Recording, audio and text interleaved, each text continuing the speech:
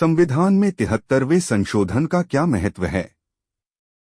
Answer by 1992 में अधिनियमित भारत के संविधान में 73वां संशोधन एक ऐतिहासिक संवैधानिक संशोधन है जिसका उद्देश्य ग्रामीण क्षेत्रों में स्थानीय स्वसरकारी संस्थानों को मजबूत और सशक्त बनाना है। संशोधन गांव, मध्यवर्ती और जिला स्तरों पर स्वशासन संस्थानों के रूप में पंचायतों, स्थानीय स्वसरकारी निकाय की स्थापना करके विकेंद्रीकृत शासन के प्रावधान पेश करता है। यह संशोधन पंचायतों की संरचना और कामकाज पर महत्वपूर्ण प्रभाव डालता है और जमीनी स्तर पर लोकतांत्रिक भागीदारी को बढ़ावा देना चाहता है।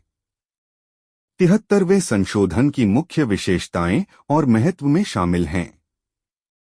संवैधानिक मान्यता।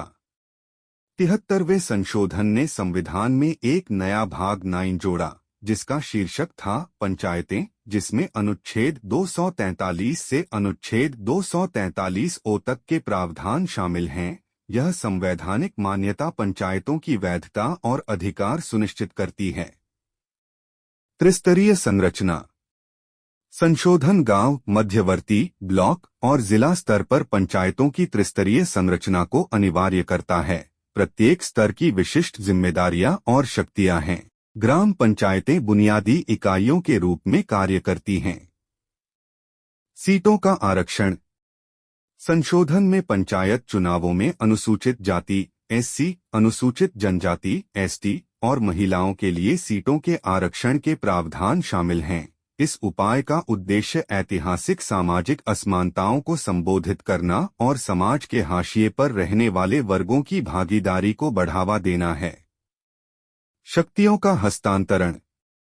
पंचायतों को स्थानीय शासन, योजना और विकास से संबंधित शक्तियां और जिम्मेदारियां दी गई हैं। संशोधन इन स्थानीय निकायों को शक्तियों के हस्तांतरण पर जोर देता है। उन्हें स्थानीय मुद्दों को संबोधित करने और विकास कार्यक्रमों को लागू करने के लिए सशक्त बनाता है। पंचायतों के लिए वित्त आयोग। संशोधन में पंचायतों की वित्तीय स्थिति की समीक्षा करने और राज्य सरकार और पंचायतों के बीच वित्तीय संसाधनों के वितरण पर सिफारिशें करने के लिए राज्य वित्त आयोग की स्थापना का आदेश दिया गया है। नियमित चुनाव। पंचायतों के गठन के लिए नियमित चुनाव होने हैं। पंचायत शर्तों की अवधि और चुनावों के संचालन को संशोधन में निर्दिष्ट किया गया है, जिससे इन स्थानीय निकायों का लोकतांत्रिक और आवधिक नवीनीकरण सुनिश्चित किया जा सके।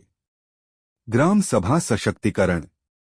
संशोधन ग्राम सभा को लोकतांत्रिक भागीदारी की मौलिक इकाई के रूप में मान्यता देता है। यह ग्राम सभा को निर्णय लेने की प्रक्रियाओं में भाग लेने और विकास कार्यक्रमों के कार्यान्वयन की निगरानी करने का अधिकार देता है। विकेंद्रीकृत योजना। पंचायतों को स्थानीय स्तर पर आर्थिक विकास और सामाजिक न्याय की योजनाएं तैयार करने का काम सौंपा गया है। यह प्रत्येक पंचायत की विशिष्ट आवश्यकताओं के अनुरूप विकेंद्रीकृत योजना की अनुमति देता है। 73वां संशोधन भारत में विकेंद्रीकृत शासन, स्थानीय स्वशासन और जमीनी स्तर के लोकतंत्र को बढ़ावा देने की दिशा में एक महत्वपूर्ण कदम का प्रतिनिधित्व करता है। यह स्थानीय स्तर पर निर्णय लेने की प्रक्रियाओं में नागरिकों को शामिल करके समावेशी और सहभागी शासन के प्रति संवैधानिक प्रतिबद्धता को दर्शाता है।